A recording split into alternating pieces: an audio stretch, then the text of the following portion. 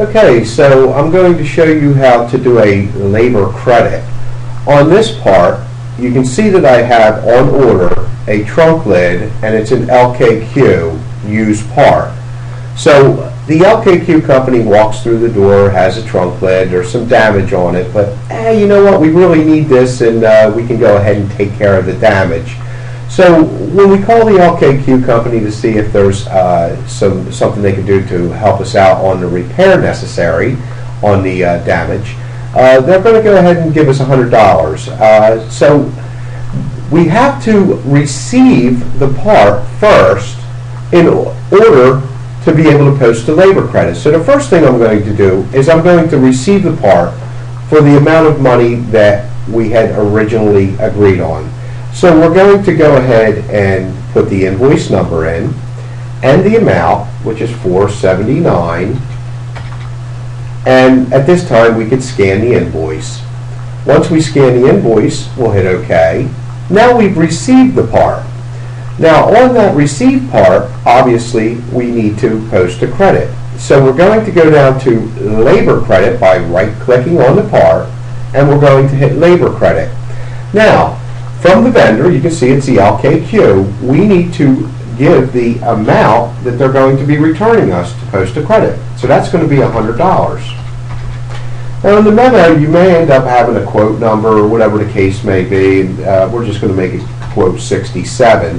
And as you can see, we're going to post a body labor of 1.8 hours, which is going to be our labor rate, so that we can go ahead and put that on the line item automatically, so that the technician that repairs the vehicle will have credit of 1.8 for doing the repair, and we will also be waiting for a credit return to come back to us so that we can take back the credit and post it to our account.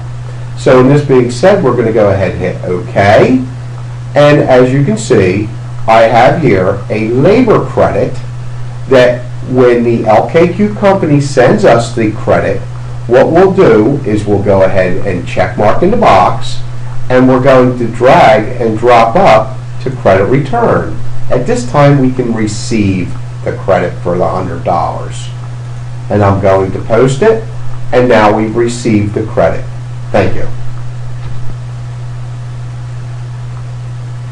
Okay, let me show you how to email a customer. We're going to go ahead and select the customer's name, and we're going to go into admin to make sure that we have everything set. So in the cell phone area, we need to make sure that we have a cell phone number.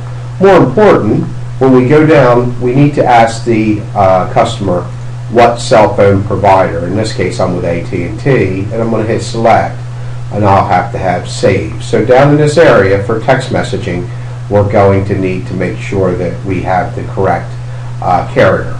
As you can see, I've got my email address.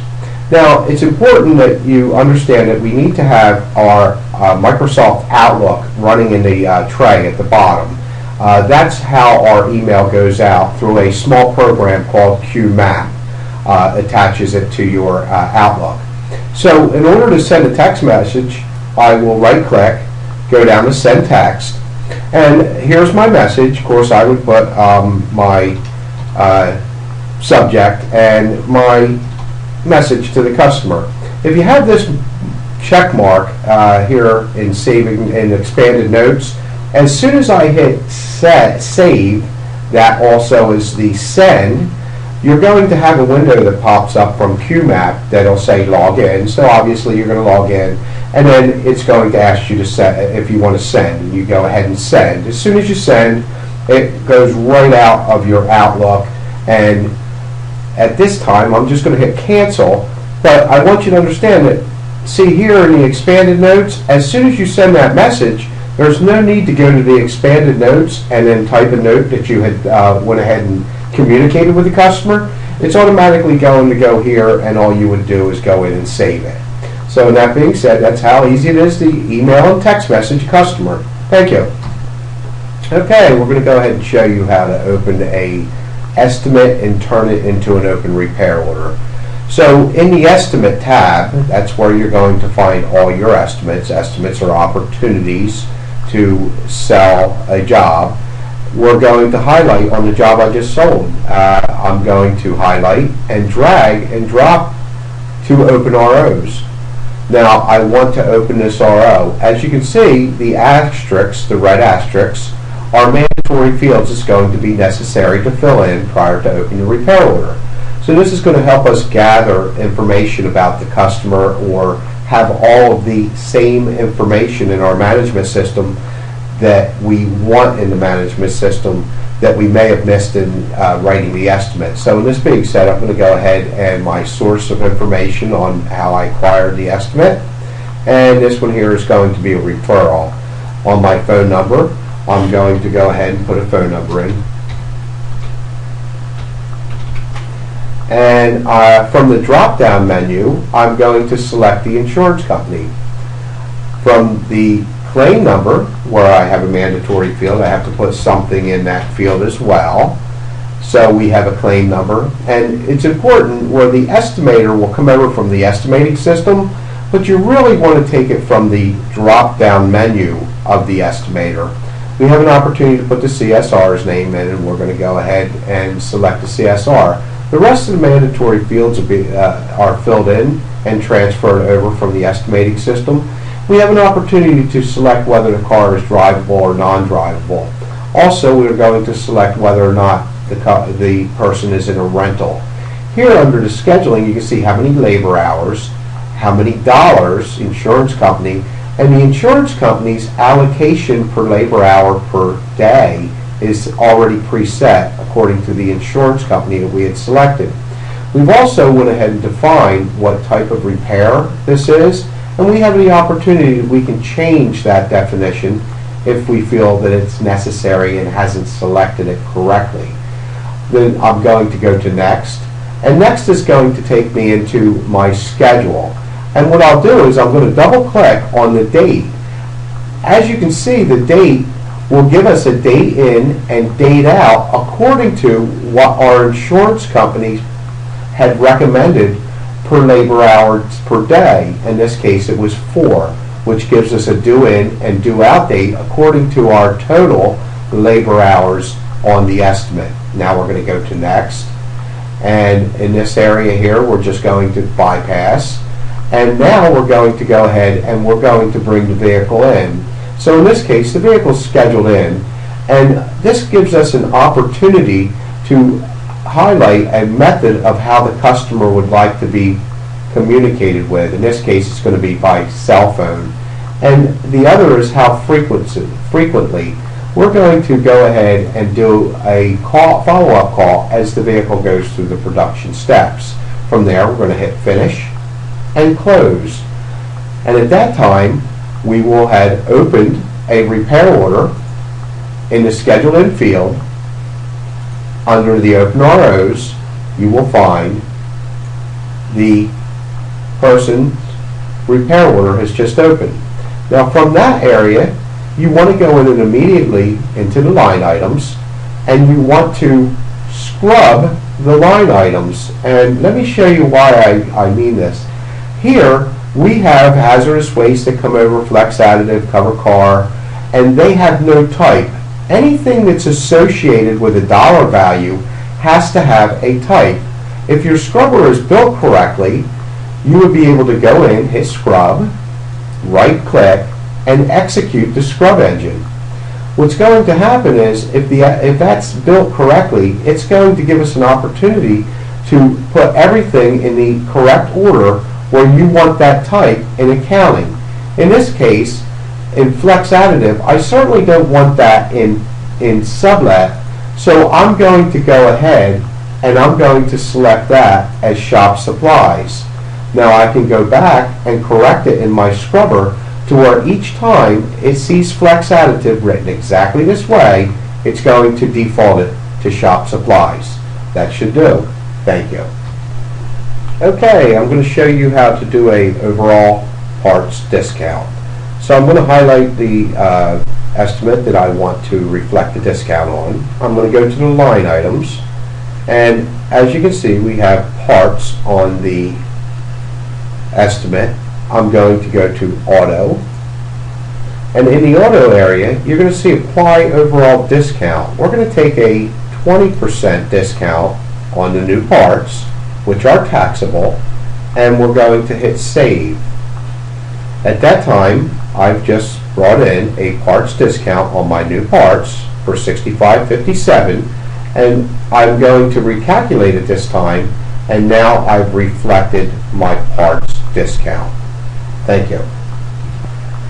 Okay, we're going to go ahead and show you how to print a credit return memo or credit return slip. On this trunk lid, I want to print a credit return memo. So I'm going to go up to the tab that's credit return, and I'm going to go to print. Now I have my credit return. I'm going to hit save, and in this box you're going to check mark credit return memo, run report, and you'll be able to see that this is your memo. So you can print it, email it, fax it, print 2 copies, one with a part, possibly one with your file, and that should do for our credit return memo. Okay, I want to show you how to transfer cost and why this happens. I had received parts, and on the parts order there was an additional emblem that came in that was needed for the vehicle.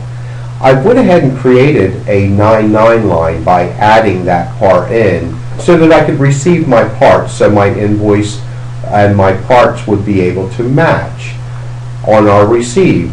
So at this time, I went ahead and I put the emblem on my estimate and synchronized it to Summit.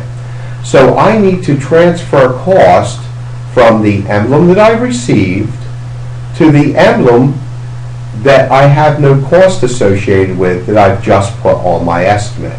So this time I'm going to check mark the box that I want to transfer cost, and I'm going to highlight the emblem that I'm going to transfer cost up to. So at this time I'm going to hit transfer, and it says, do I want to transfer the cost to the emblem? See, this emblem here has a cost of $34.85 to the emblem that I had put on my estimate that has no cost associated with it at this time.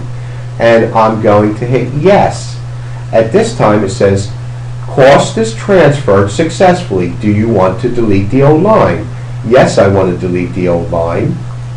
Now I've transferred the cost to the emblem on line 6, and I've removed the 99 line that I've added, giving me just the cost associated with this emblem.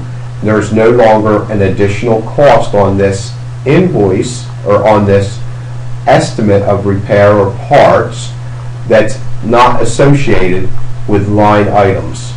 Thank you.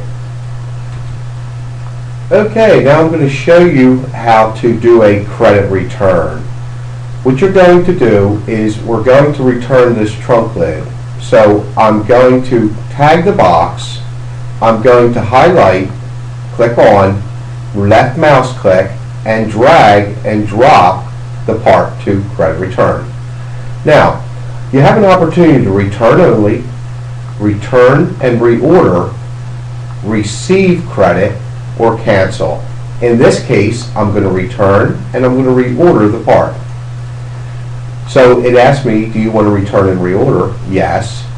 Now, this box is going to come up and ask you, why are we returning the part? So I'm going to return it because it's a damaged part. If the part has been picked up from your location and taken back with the vendor, you're going to put a check mark in the box that says the part has been picked up. In this case, I'm going to deselect because the part is still here. I'm going to go to Save, and it's going to return and reorder. As you can see, I have a trunk lid returned. The part is still on my property, and at this time I've reordered, and now I have it a status as on order.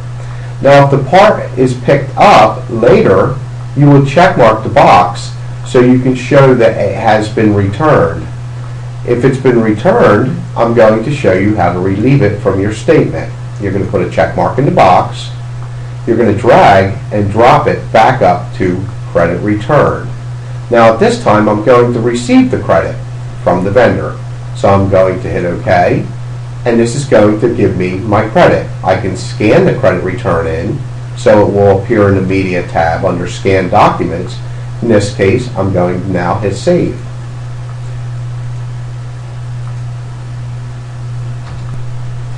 Okay, we're going to go ahead and receive parts in Summit. So what I like to do is, again, I'd like to go up and I like to select New Parts, and it'll give me a list of just the new parts. So now I have a list of just the new parts. What I'd like to go ahead and do is I'm going to right-click and show part tag totals. So let me go ahead and give you an idea what the part tag totals are. Any parts that I tag will show up as a cost and a list price of each part. As I tag the next part, I can go up and I can validate that the cost and list is correct. So I'm going to go ahead and tag all of the parts and make sure that it matches what my invoice says from the vendor. In this case, if it's not correct, I will go in and I can adjust the list price by highlighting in the box, and at this time I'm going to go ahead and I'm going to change the cost. So I've changed the cost by typing the figure in, and I can go up and I can calculate. Now it matches what my cost is. But in this case, I want to go ahead and change the list price. So I'm going to go in and I'm going to type in the correct list price. Now, once I do that and click out of the box, you can see that the list price has changed and it's turned green in the adjusted list. This will give an indication on the line items to the estimator that there's been a change on the list price. This will give him an opportunity to go ahead prior to closing the repair order to change the part price on his estimate and resynchronize the change estimate in the estimating system to reflect the actual true list price that we should be charging for the part. Now I have all the parts tagged that I have on order. I'm going to grab one, left click with the mouse, hold down, and I'm going to drop to receive. Now once the receive comes up, you're going to see a box that's going to give you direction. One, I need the invoice number in the invoice field here that matches the invoice from the vendor, and you see the calculated cost at the bottom.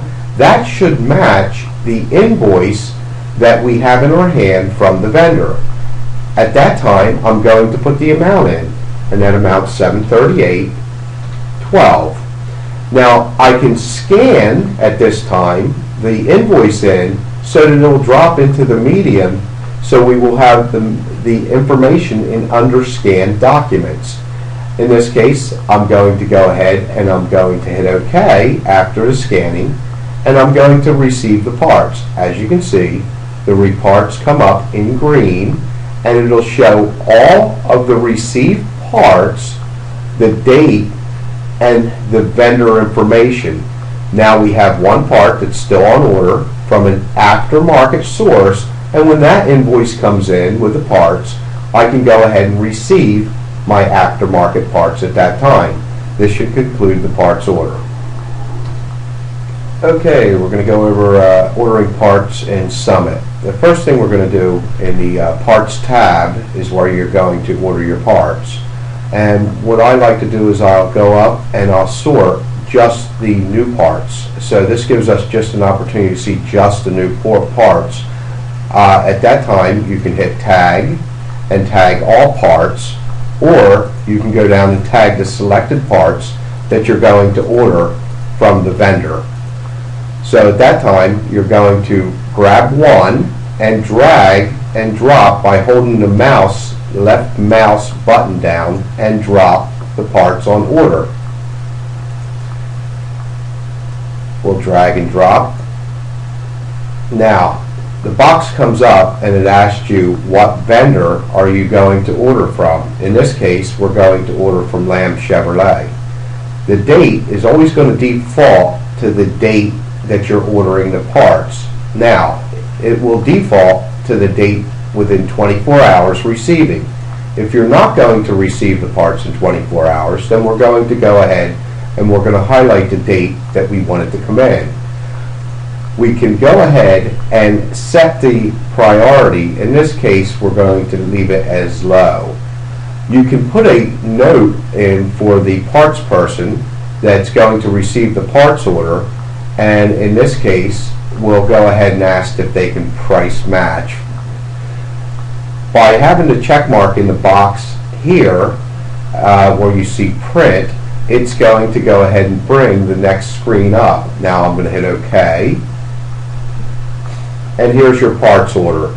If the parts order doesn't come up, you would highlight the box and run report. You can fax, email, print, or turn it into a PDF so that you can attach it to an email. At this time, I'm going to go ahead and print.